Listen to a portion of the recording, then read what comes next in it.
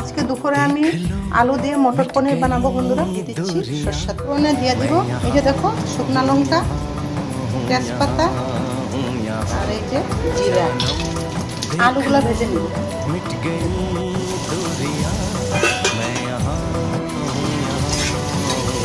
আলুটা ভেজে পনিরগুলো একটু লাল করে ভেজে তারপর দিয়ে দিচ্ছি এখানে পেঁয়াজ, আদা, রসুন পেস্ট।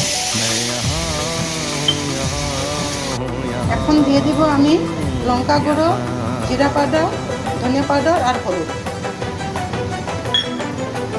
Tomato paste. যতক্ষণ পর এখন আমি ভেজে রাখা আলুগুলা দিয়ে দিব, ভালো মতন কষিয়ে নেব। এখন দিয়ে দিব মটরশুঁটি, নুন দিয়ে দেব। এখন একটু ধনিয়া পাতা উপর থেকে ছড়িয়ে দেব। এখন পরিমাণ মতন জল দিয়ে দিচ্ছি।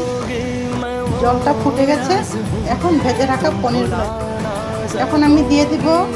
2 পিস পনির আমি 3 মিনিটের জন্য আমি অল্প ঘি দিয়ে দিচ্ছি। আলু মটর পনিরের সবজিটা রেডি। বন্ধুরা কেমন হয়েছে একটু কমেন্টে জানান।